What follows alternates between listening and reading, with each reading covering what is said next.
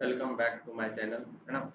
This ये जो है आ, हमारा कॉम्प्लेक्स नंबर के सीरीज का सक्सेशन है ना, सक्सेशन। तो हम लोग आर्गुमेंट पे छोड़े थे और उसी की हम लोग प्रॉपर्टीज देख रहे हैं। चलिए शुरू करते हैं। Properties of argument. आर्गुमेंट को हम लोग डिनोट करते हैं और पिछले क्लास में ही हमने ये सब चीजें पढ़ी थी, है ना। क्या कैसे निकालते हैं फर्स्ट क्वाड्रेंट में, कैसे निकालते हैं सेकंड क्वाड्रेंट में, कैसे निकालते हैं थर्ड क्वाड्रेंट में, कैसे निकालते हैं फोर्थ क्वाड्रेंट में। तो पहली प्रॉपर्टी जो है आपके सामने जो दिख रहा है वो क्या, argument of z bar is equal to minus of argument of z. अगर आर्गुमेंट ऑफ जेड अगर दिया हुआ है, जेड बार का आर्गुमेंट पूछे, अगर मान लीजिए आर्गुमेंट ऑफ जेड दिया हुआ है 60 डिग्री, आर्गुमेंट ऑफ जेड बार क्या हो जाएगा, माइनस ऑफ 60। कैसे? तो जेड को मान लीजिए कि आपके सामने दिया हुआ है जेड हमारा एक्स प्लस आई वाई, है ना। जेड दिया हुआ है एक्स प्लस आई वाई। तो जब जेड एक्स प्लस आई वाई दिया तो कैसे होगा, कहीं पॉइंट फर्स्ट पॉइंट मान लेते हैं एक्स और कोमा वाई रहा होगा, यहाँ से जो एंगल होगा यही तो उसका आर्गुमेंट होता है ना। तो जेड बार जब हम बात करते हैं तो जेड बार कहने का मतलब क्या हो जाएगा, x minus i y. X minus i y कहने का मतलब इसी की just opposite x comma minus y होता है ना। तो एक्स कोमा माइनस वाई होता है तो यहाँ से क्या जाएगा, माइनस थीटा। माइनस थीटा कहने का क्या मतलब हुआ कि जो आर्गुमेंट ऑफ जेड बार होगा यानी कंजुगेट का आर्गुमेंट होगा वो अपने ओरिजिनल इक्वेशंस के आर्गुमेंट का निगेटिव रहा।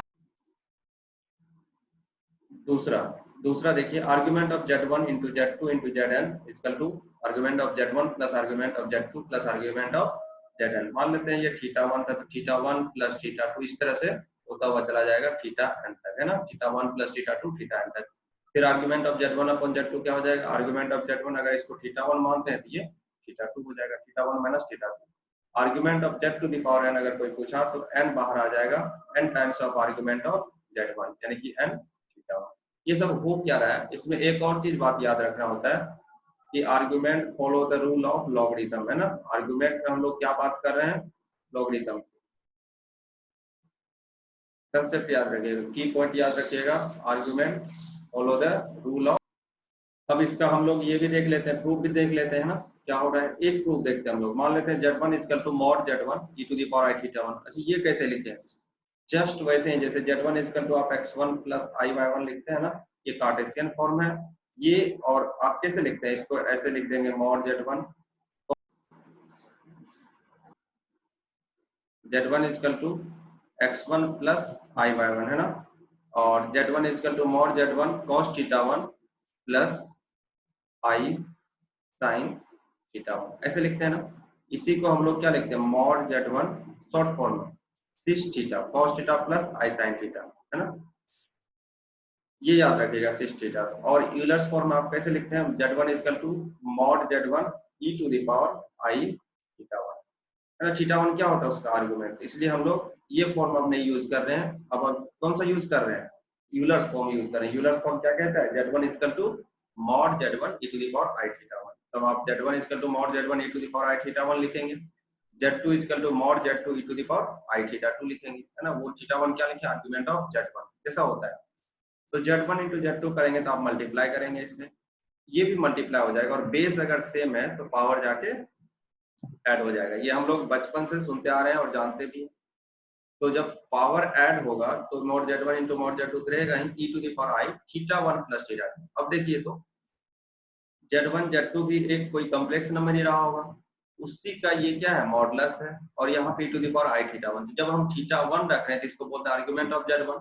अगर हम z1 z2 लिखे हुए थे और यहाँ पे थीटा 1 प्लस थीटा 2 है तो इसका क्या मतलब है, argument of z1 into z2 क्या लिखा हुआ है, थीटा 1 प्लस थीटा 2।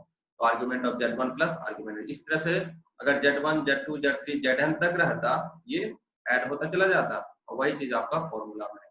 और अब डिवीजन का प्रूफ कैसे करेंगे आप, तो यहाँ z1 अपॉन z2 करेंगे तो e to the power i theta 1 upon e to the power i theta 2 हो जाएगा। तो बेस सेम है, पावर जाके सब्ट्रैक्ट हो जाएगा, तो यहाँ पे थीटा 1 माइनस थीटा 2 मिल जाएगा। दोनों प्रूफ हो गए, है ना। अब देखिए, अब जो चीज पढ़े उसी का एप्लीकेशन है, लेकिन याद ये भी रखना है कैसे करना है हमें। जैसे लिखा हुआ है argument of z upon z बार, क्या लिखा हुआ है, argument of z upon z बार। तो argument of z upon z बार जब आप करेंगे तो यहाँ से क्या आएगा, देखिए तो argument of z minus of argument of z बार, क्योंकि डिनोमिनेटर में है। आर्गुमेंट ऑफ जेड को वैसे ही रहने दीजिए, माइनस आर्गुमेंट ऑफ जेड बार को क्या सिखाया था हमने, ये minus of argument of Z हो जाता है, तो माइनस माइनस मिलके प्लस कर देगा, 2 टाइम्स ऑफ आर्गुमेंट ऑफ, है ना। तो अब देखिए आर्गुमेंट ऑफ के आई, ये क्या, इस दोनों बात को समझने के लिए हमें और अच्छे से देखना होगा। के आई कहने का मतलब क्या हुआ, के कोई रियल नंबर है, के आपका क्या है, रियल नंबर, एक पॉजिटिव के लिए ले रहे हैं, एक नेगेटिव। अच्छा देखिए अगर जेड को आप के आई लिख रहे हैं तो इसका रियल पार्ट क्या है, जीरो है, तो रियल पार्ट जीरो है कुछ, तो इस तरह से कुछ एग्जाम्पल आप ले लेते हैं, जैसे मान लीजिए आर्ग्यूमेंट ऑफ आई या आर्ग्यूमेंट ऑफ 2i, है ना, इस तरह से। तो k पॉजिटिव के लिए ये हो गया, i के लिए π/2, ये क्या बोला गया है, π/2 होगा, 2i के लिए भी π/2 होगा, k पॉजिटिव के लिए कोई भी वैल्यू होगा वो π/2 होगा। और अगर k निगेटिव हो गया जैसे आर्गुमेंट ऑफ -i, वो क्या कहलाएगा, -π/2। इस चीज को समझने के लिए अब हम ग्राफ पे चलते हैं ना, इसको रिप्रेजेंट करते हैं। कैसे रिप्रेजेंट करते हैं, सपोज कीजिए, है ना, सपोज करते हैं कि ये हमारा आर्गन प्लेन है, रियल एक्सिस और इमेजिनरी एक्सिस। आपसे पूछा गया कि आई कहाँ डिनोट होगा, मैंने बताया था लोकेट करने के लिए, एक्स कोमा वाई रहता है तो पॉइंट कहीं भी लोकेट होता है, सिर्फ आई है तो यानी जीरो, एक्स का वैल्यू जीरो है तो जीरो कहाँ होगा, रियल, इस एक्सिस पे होगा, आई 1 यूनिट पे, है ना। आपको इस पेन से दिखा रहे हैं, ये वाला पॉइंट कोई आई रहा होगा, यहाँ पे आगे देखिएगा तो ये वाला पॉइंट कोई 2 आई रहा होगा, है ना, 0,2 वो पॉइंट, ये 0,1। देखिए तो आर्गुमेंट क्या बोला था मैंने, रियल एक्सिस से कितना एंगल बना रहा है, तो रियल एक्सिस से कितना एंगल बना रहा है, 2i हो या i हो, कितना बना रहा है, π/2 बना रहा है, इसलिए है ना। -i यानी कि -1 -2 देखिएगा तो यहाँ, तो रियल एक्सिस से कैसे एंगल बना रहा है, ऐसे जा रहा है ये, है ना, तो ये -π/2, है ना। इसको समझने की चीज है। आर्गुमेंट ऑफ के कहने का मतलब आई का टर्म नहीं है, आई का टर्म नहीं है तो ये किसकी बात कर रहा है, पूरी प्योर रियल की बात कर रहा है क्या, और रियल अगर बात कर रहा है तो रियल कहाँ पे रिप्रेजेंट होगा, रियल यहाँ पे कहीं रिप्रेजेंट हो रहा होगा। मान लीजिए के है, माइनस के है, इस तरह से के पॉजिटिव, तो अगर इस लाइन पे है, जब आप इसको मिलाते हैं ये वाला जो पॉइंट बनता है, और एक्स एक्सिस से, ये एक्स एक्सिस की तरफ है ना, एक्स एक्सिस से कितना बना रहा है, 0 डिग्री, इसलिए आर्गुमेंट 0 होगा, प्योर रियल है तो आर्गुमेंट 0 होगा। और इसके बारे में सोचिए तो, है ना, इसके बारे में जब आप सोच रहे होंगे तो एक्स एक्सिस से कितना बना रहा होगा, ये 180, कितना बना रहा होगा, 180। इसलिए अगर के निगेटिव है यानी कि रियल है और वो निगेटिव वैल्यू है, पाई होगा आर्गुमेंट, रियल है लेकिन पॉजिटिव है, आर्गुमेंट 0 होगा, इमेजिनरी है और पॉजिटिव है तो वो π/2 होगा, इमेजिनरी है और उसका डायरेक्शन y एक्सिस के नीचे है वो -π/2। अब इसको उल्टा समझिए, कभी कभी प्रूव करने आता है कि क्या पता है कि Z1/Z2 या Z1/Z2 प्योर रियल है या इमेजिनरी है, ऐसा कुछ पूछता है हमसे, हम क्या बोलेंगे कि कभी कभी हम आर्गुमेंट उसका निकालना स्टार्ट कर देते हैं। जैसे ही आर्गुमेंट पता चलता है, मान लीजिए आर्गुमेंट निकालने और आपको π/2 आ गया, तो इसका क्या मतलब रहा होगा, वो प्योर इमेजिनरी रहा होगा, और कहाँ पे रहा होगा, एक्स एक्सिस से ऊपर, π/2 होने का मतलब एक्स एक्सिस से ऊपर, और आर्गुमेंट निकाल रहे हैं और 0 आ गया, 0 आ गया, इसका क्या मतलब, वो पूरा पूरा रियल रहा होगा। रियल कैसा, तो राइट साइड ऑफ एक्स यानी positive side of real axis, है ना। ये सब बातें आपको क्वेश्चंस बनाने में याद रखना पड़ेगा, ठीक है। तो आगे बढ़ते हैं हम लोग, है ना। देखिए एंगल बिटवीन टू लाइन, ये भी खतरनाक कंसेप्ट है, ये भी आपको याद रखना पड़ेगा, है ना। दो लाइन के बीच का एंगल की बात हम लोग कर रहे हैं। मान लेते हैं कि एक लाइन Z1 है या x1 + i/y1 है ना, x1 y1 लिखा हुआ है, और दूसरा आपका x2 और y2 लिखा हुआ है, ठीक है। तो जब x1 y1 और x2 y2 लिखा है, यहाँ से मिला देंगे तो इसी को हम लोग Z1 बोलेंगे, लेंथ मोड Z1 होगा, इसको मिलाएंगे तो Z2 होगा, ये मोड Z2 होगा। मान लेते हैं ये θ2 माइनस, देखिए Z1 लिख रहे हैं तो इसका कुछ आर्गुमेंट रहा होगा, है ना, आर्गुमेंट कितना हो जाएगा, θ1, इसका आर्गुमेंट क्या होगा, θ2। यहाँ से यहाँ तक मान लीजिए 60 डिग्री है, यहाँ से यहाँ तक मान लीजिए 20 डिग्री है, तो बीच में एंगल कितना रहा होगा, 40, कैसे आया होगा, θ2 माइनस θ1। इसको मान लीजिए कि एंगल बिटवीन, ये वाला हम मान रहे हैं एंगल, है ना, ये अल्फा है, अल्फा को आप क्या लिखेंगे, alpha is equal to θ2 minus θ1, angle between two complex number, और यहाँ से क्या आ जाएगा, argument of Z2 minus argument of, ठीक है। और यहाँ से आप क्या लिख देंगे, argument of Z2 upon Z1, properties of argument, Z2 upon Z1। ये तो तब आया है ना Z2 अपॉन Z1 जब यहाँ पे क्या है, कुछ नहीं है तो ओरिजिन है यानी कि Z0 है, लेकिन ओरिजिन पे ना होके ऐसे कॉम्प्लेक्स नंबर हो जिसका यहाँ से इनिशिएशन हो Z1 से, ये भी कोई पॉइंट रहा होगा, है ना, x1 y1, x1 + i/y1, Z2 x2 plus I/2 Z3 x3 plus I/3 है ना। तब आपको इस दोनों के बीच का एंगल पूछा गया है, क्या आ जाएगा x3, y3। तो यहाँ से क्या आ जाएगा आर्गुमेंट। अब देखिए आपको क्या निकालना है, तो किधर बढ़ रहे हैं, एंटी क्लॉकवाइज जाके देखिए। आप इस पे जा रहे हैं तो ऊपर में इसको लिखेंगे, एंटी क्लॉकवाइज देखना है एंगल, एंटी क्लॉकवाइज। आप यहाँ से शुरू किए, एंटी क्लॉकवाइज इधर गए थे, किस लाइन पे आए, Z3 लाइन पे। तो argument of Z3 upon Z2 करेंगे तो गलत हो जाएगा, Z3 अपॉन Z2 तब होगा जब ये Z1 यहाँ पे आ जाए ना। अभी Z1 है तब इस लाइन को क्या लिखेंगे, Z3 माइनस Z1, और इस लाइन को लिखेंगे Z2 माइनस Z1। अल्फा जो हो जाएगा angle argument of Z3 minus Z1 upon Z2 minus Z1, ये एंगल निकलेगा। ठीक है ना। आगे की तरफ बढ़ते हैं। आप ऐसे दूसरे तरीके से भी निकाल सकते हैं, जब स्ट्रेट लाइन पर है ना, स्ट्रेट लाइन से भी आप इसका एंगल निकाल सकते हैं। स्ट्रेट लाइन से आप कैसे निकालेंगे, स्लोप फॉर्म से है ना, स्लोप से भी निकाल सकते हैं। टेन थीटा या टेन अल्फा का वैल्यू क्या हो जाएगा, m1 minus m2 upon 1 plus m1 into m2। याद होगा ये चीज, m1 माइनस m2 कैसे निकालेंगे, 2 पॉइंट फॉर्म से। इस लाइन का स्लोप निकाल लीजिए, y2 minus y1 upon x2 minus x1 और y3 minus y1 upon x3 minus x1। ये आपका m1 दे देगा, ये आपका m2 दे देगा। तो आप इस तरह से भी निकाल सकते हैं। बहुत सारे क्वेश्चंस आपके कॉम्प्लेक्स नंबर के स्ट्रेट लाइन के तरीके से भी बन जाएगा। ध्यान रखिएगा, ये बात को नोट कीजिएगा। आपको अगर ये सब चीज थोड़ा सा मुश्किल लग रहा होगा, एंगल निकालना होगा, तो आप ऐसे भी सिर्फ एंगल निकाल सकते हैं। लेकिन हमें क्या है ना, इस फॉर्म में को याद रखना पड़ेगा, क्योंकि इस फॉर्म में क्वेश्चंस आते हैं। और इस अगर भूल गए एंगल निकालना इस फॉर्म से, तो हम लोग स्लोप फॉर्म है ना, कैसे फॉर्म, तो अब इसको भूल जाएंगे कि आर्गेन प्लेन है, x1 y1 एक पॉइंट कोऑर्डिनेट है, x2 y2 है, x3 y3 है। इसका स्लोप निकाल लेंगे, इसका स्लोप निकाल लेंगे, और tan alpha equal to m1 minus m2 upon 1 plus m1 into m2। ठीक है, आगे बढ़ते हैं। कंसेप्ट ऑफ रोटेशन आप देख रहे हैं, नया टॉपिक जो है concept of rotation. Concept of rotation कहने का क्या मतलब है, इसको एक बार फिर से समझते हैं हम लोग, है ना। कंसेप्ट ऑफ रोटेशन, चलिए देखिए, अगर सपोज कीजिए ये आपका रियल एक्सिस है और ये आपका इमेजिनरी एक्सिस है। एक यहाँ पे है Z1 मान लेते हैं, O A। हम कह रहे हैं इसके बीच का एंगल B अल्फा है, इसके बीच का एंगल अल्फा है। इसके आर्गुमेंट θ1 है, इसके आर्गुमेंट θ2 है ना। A Z1 पॉइंट है, B Z2 पॉइंट है। रोटेशन कैसे हो रहा है देखिए, तो इसके आर्गुमेंट कुछ रहेंगे, इसके आर्गुमेंट कुछ रहेंगे। हम क्या कह रहे हैं कि आपको OB निकालना है, Z1 दिया हुआ है, Z2 निकालना है, तो आप क्या करेंगे, है ना। तो किसको निकालना है, ध्यान रखिए, हम बोल रहे हैं OB निकालना है। आपको क्या निकालना है, किसको निकालना है, OB को निकालना है।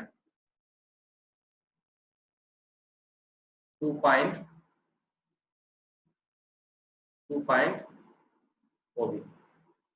OB यानी वो कॉम्प्लेक्स नंबर की Z2 बात कर रहा है ना, Z2 की बात कर रहा है। तो आपको Z2 निकालना है, पहले Z2 लिखेंगे, समझिएगा फॉर्मूले को। Z2 निकालना है, Z2 को लिखेगा divided by mod Z2, divided by mod, उसी का मॉड, यानी यूनिट वेक्टर का कांसेप्ट आपने पढ़ा होगा बेसिक मैथमेटिक्स में। यूनिट वेक्टर है ना, Z2 upon mod Z2 is equal to, किससे निकालना है देखिए, तो OA से निकालना है। OA क्या था, Z1, तो Z1 upon mod Z1 into, ये चीज अब मेन है ना, e to the power I alpha, कितने एंगल से रोटेट करना है। देखिए तो एंगल अल्फा है एंगल, अमाउंट ऑफ रोटेशन, कितने एंगल से OA को रोटेट कीजिएगा। मान लीजिए OA ऐसा है, इसको अल्फा एंगल से ऐसे रोटेट कर दीजिएगा, पहुंच जाएंगे OB पर, है ना। देखिएगा OA ये है, अल्फा एंगल OB है ना। तो अल्फा एंगल से कैसे रोटेट कर रहे हैं, तो एंटी क्लॉकवाइज। तो एंटी क्लॉकवाइज रोटेट करना है, हमें क्या लिखना पड़ेगा, positive e to the power I alpha. ठीक है, अब देखिए दूसरे कंसेप्ट में इसको देखिए, अभी OB नहीं निकालना है, ये निकालना था OB, तो हम लिखेंगे टू फाइंड OA निकालना है। अब देखिए आपको OA निकालना है, हमें दिया गया है OB, तो निकालना क्या है OA क्या है हमारा Z1, तो Z1 अपॉन मॉड Z1 हम लोग लिखेंगे, है ना। Z1 upon mod Z1 equal to, किसको घुमाना पड़ेगा हमको, रोटेट किसको करना पड़ेगा, OB Z2, तो Z2 अपॉन मॉड Z2 कितने एंगल से, अल्फा ही एंगल है ना, लेकिन किधर, अल्फा एंगल से किधर, क्लॉकवाइज, इसलिए e to the power minus I alpha, e to the power minus I alpha से मल्टीप्लाई करेंगे। फिर इसी चीज कंसेप्ट को हम दूसरे तरीके से समझते हैं, कैसे, जब ये ओरिजिन पे ना हो, जब ये ओरिजिन पे ना हो, ओरिजिन पे नहीं होगा तो जैसे Z3 हम लोग माने थे ना, उसी टाइप से हमें कुछ करना पड़ेगा, है ना। चलिए देखिए, जब ये ओरिजिन पे ना हो, ओरिजिन पे नहीं होगा तो अब जो हम लिख रहे हैं तो ये क्या हो जाएगा, मान लीजिए आपको निकालना है AC, क्या निकालना है आपको, AC।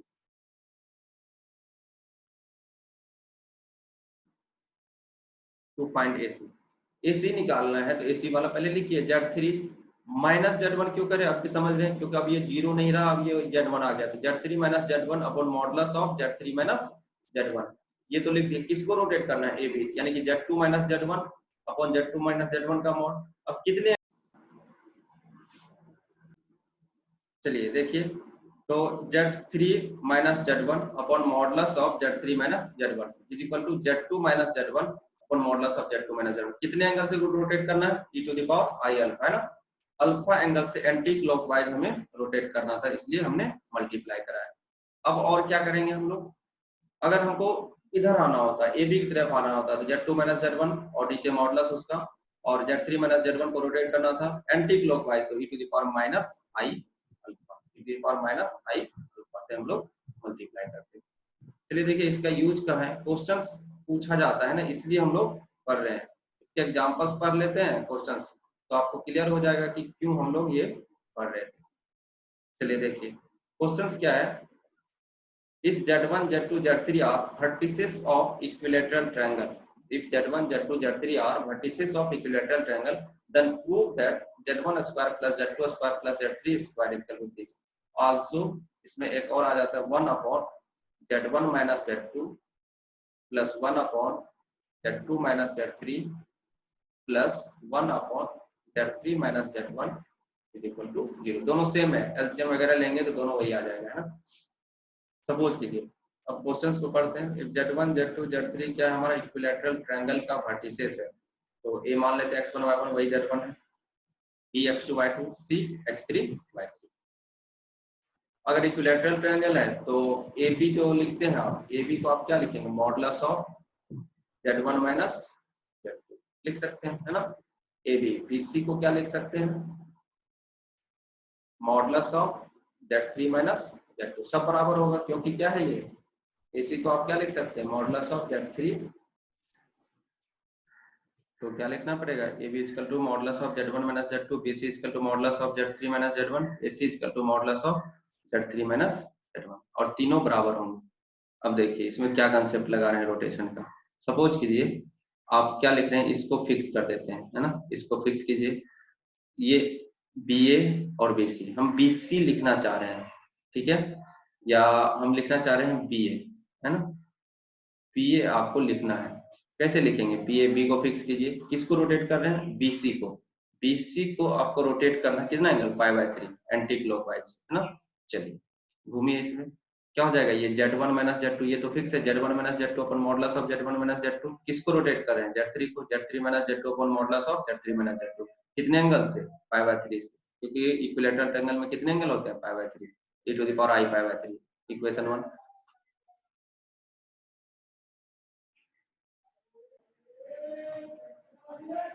तो आप ये लिख लेंगे। दूसरा में हम लोग क्या करें, देखिए Z2 minus Z3, Z2 minus Z2 हमारा यहाँ है, Z3 यहाँ है, हम इस वैल्यू को लिख रहे हैं, किसको लिखना है, BC के लिए लिखना है, BC के लिए लिखना है, तो इसमें से हम क्या लिख रहे हैं, किसको रोटेट कर रहे हैं, AC को, तो C हमारा कॉमन पॉइंट हो गया, तो BC लिखेंगे तो Z2 माइनस Z3 इसका modulus upon Z1 minus Z3 उसका मॉडुलस, कितने एंगल से, ये भी तो π/3 है ना, ये भी कितना होगा, π/3 होगा, इसको भी एंटी क्लॉकवाइज और ये भी एंटी क्लॉकवाइज, इक्वेशन 2 हो जाएगा।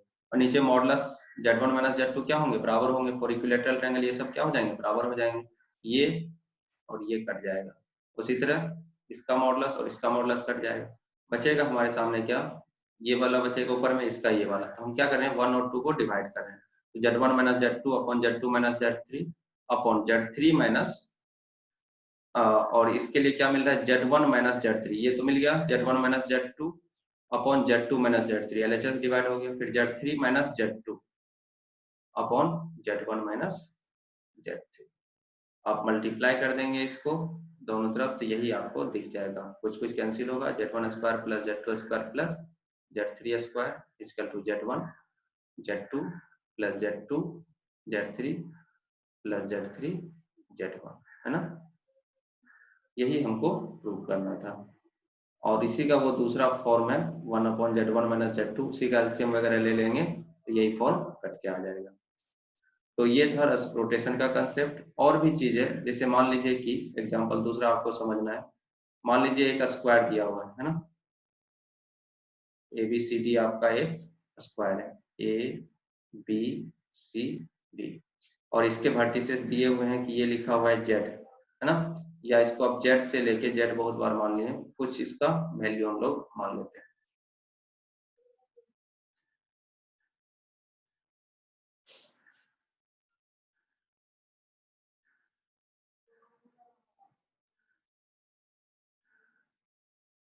ठीक है, जैसे मान लीजिए ये दिया है 1+i, आपको पूछा जा रहा है फाइंड D। D पॉइंट क्या होगा या कॉम्प्लेक्स नंबर D क्या होगा, और ये बोला गया कि ABCD क्या है, square, ABCD is square and A is origin. A क्या दिया है, 0 0, है ना। चलिए देखिए, A को 0 0 मान बोल दिया गया, तो इसको मान लीजिए Z1, ये है Z2 और ये है Z3। तो आपको Z3 निकालना है ना, आपको Z3 निकालना। जब आप Z3 निकालने जाएंगे, एक पता था Z1, तो आपको लगता है कि इसको ही रोटेट कर दें इसके अबाउट, है ना, कितने एंगल से, तो 90 डिग्री से। जब आप 90 डिग्री से रोटेट करेंगे और एंटी क्लॉकवाइज, 90 से रोटेट करने का मतलब अल्फा का वैल्यू 90 डिग्री। क्या हमको अगर AD लिखना होगा तो Z3 - 0 अपन modulus of Z3 - 0 equal to, किसको रोटेट करें, Z1 - 0 अपन modulus of Z1 - 0 e to the power I /2 बस। और सिंस स्क्वायर है ये और ये दोनों क्या हो जाएंगे, कट जाएंगे। Z3 equal to Z1 into e to the power I /2, और e to the power I /2 क्या हो जाएगा, Z1 का वैल्यू 1+i, और ये यूलर्स फॉर्म को ब्रेक कीजिए किसमें, cos थीटा में, cos π/2 plus I sin π/2। cos π/2 का वैल्यू 0, I sin π/2 का वैल्यू 1i। इसका मतलब ये क्या है, 1+i इंटू i, ये आ जाएगा आपका कितना, I² -1 प्लस i, यही आपका Z3 हो जाएगा, है ना, तीसरा वर्टेक्स। ये चीजें आपको रोटेशन के कंसेप्ट से आता है ना। यहाँ पे एक चीजें और समझ में आती हैं उसके बाद, कि अगर हमको 90 से रोटेट करवाना था तो किससे मल्टीप्लीकेशन हो गया है लास्ट में, I से, यानी कि किसी भी कॉम्प्लेक्स नंबर में अगर आप I से मल्टीप्लाई कर दो तो वो 90 डिग्री से एंटी क्लॉकवाइज हो जाएगा। अगर Z लिखा हुआ है, आपको Z इंटू I कर दिए हैं, इसका मतलब Z रोटेटेड, है ना, rotated through 90 degree in anti clockwise, है ना। यहाँ से आया तो I से मल्टीप्लाई करने का मतलब क्या है कि वो जो कॉम्प्लेक्स नंबर होगा, जो लाइन होगा, वो 90 डिग्री से रोटेट कर जाएगा। ठीक है, याद रखेंगे इसको, और आगे बढ़ते हैं हम लोग, है ना।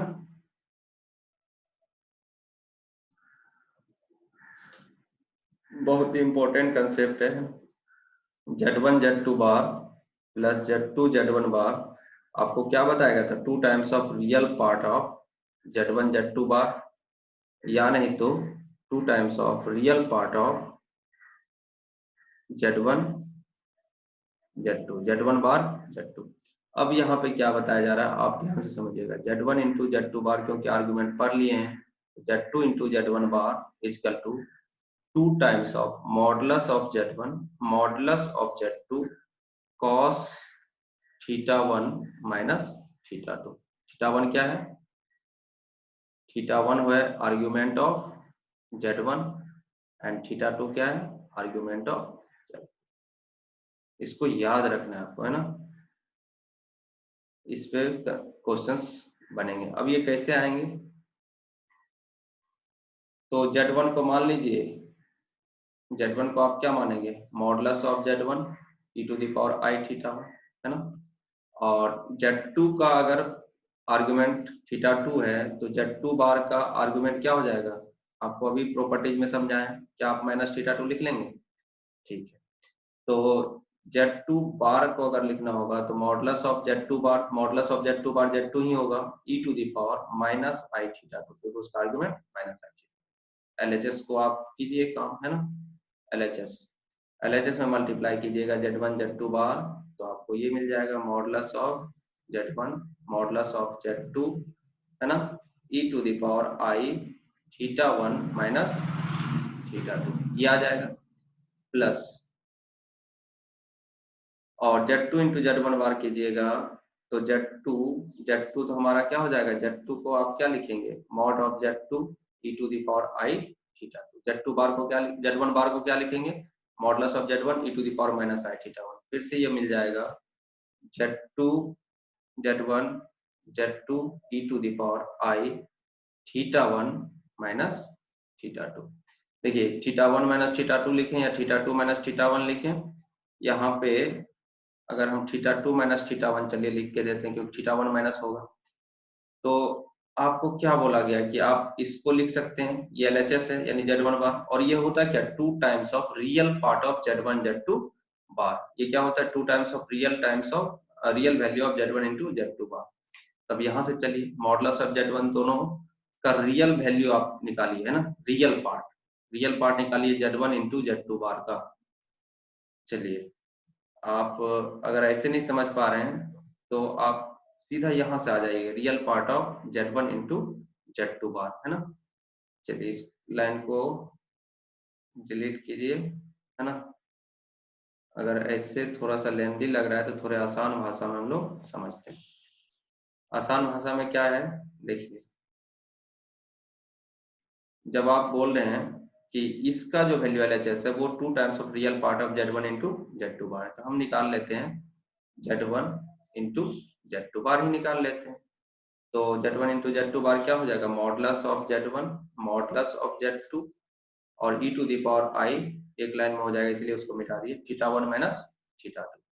आपको इसका रियल पार्ट निकालना है, real part of Z1 Z2 बार क्या हो जाएगा, जब आप इसका लिखेंगे तो ये हो जाएगा मॉड Z1 मॉड Z2 और e to the power i theta 1 minus theta 1 को क्या लिखेंगे, cos of theta 1 minus theta 2 plus i sine theta 1 minus theta 2, ये इसका पोलर फॉर्म।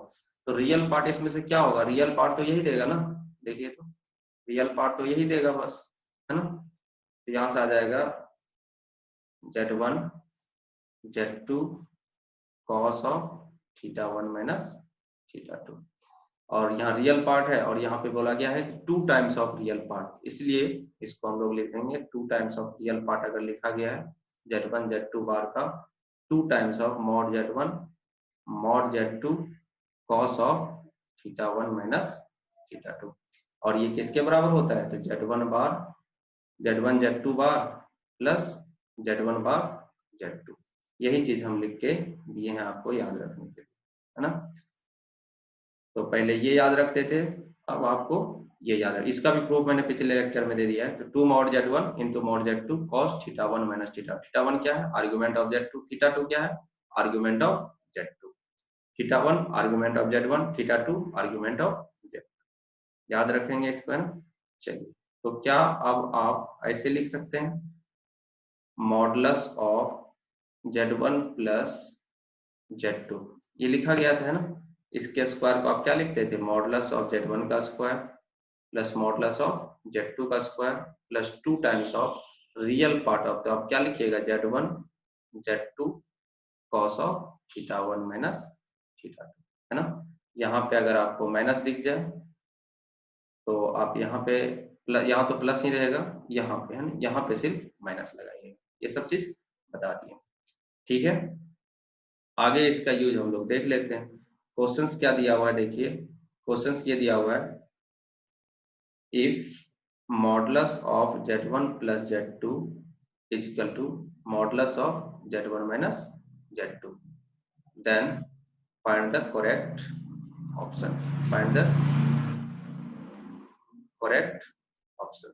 आपको इससे के करेक्ट ऑप्शंस बताने हैं। तो पहला ऑप्शन है कि Z1 upon Z2 is imaginary, है ना। दूसरा Z1 upon Z2 is real, है ना। तीसरा argument of Z1 is equal to argument of Z2, है ना। चौथा ऑप्शन ना। तो आपको इस तरह टाइप के क्वेश्चंस कैसे सॉल्व करने हम लोग देखते हैं, है ना। ना सॉल्यूशन देखिए, है ना। सॉल्यूशन हमारा क्या है, Z1 अपॉन Z2 दोनों तरफ स्क्वायर कर दीजिए। तो दोनों तरफ स्क्वायर कीजिएगा तो ये दिया हुआ है Z1 प्लस Z2 का square equal to modulus of Z1 minus Z2 का स्क्वायर। तो यहाँ से क्या आ जाएगा, मॉडुलस ऑफ Z1 का square plus modulus of Z2 का square plus 2 times of modulus of Z1 Z2 cos θ1 minus θ2, है ना। Equal to modulus of Z1 का square plus modulus of Z2 का square minus 2 times of modulus of Z1 modulus of Z2 cos θ1 minus θ2। यहाँ से देखिए Z1 Z2 ये cancel हो जाएगा, इधर आके 4 हो जाएगा, यानी कि फिर मॉड Z1 मॉड Z2 उधर जाके कैंसिल हो जाएगा। यहाँ से आपको डायरेक्ट दिखेगा cos of θ1 minus θ2 equal to 0। अच्छा, cos ऑफ θ1 माइनस θ2 अगर 0 है तो आप क्या बोलेंगे यहाँ से, θ1 minus θ2 equal to cos inverse 0, यानी कि π/2 रहा होगा, है ना। ये cos π/2 का ही तो वैल्यू है। θ1 माइनस θ2 होता क्या है, argument of Z1 minus argument of Z2, ये क्या रहा होगा, π/2 रहा होगा।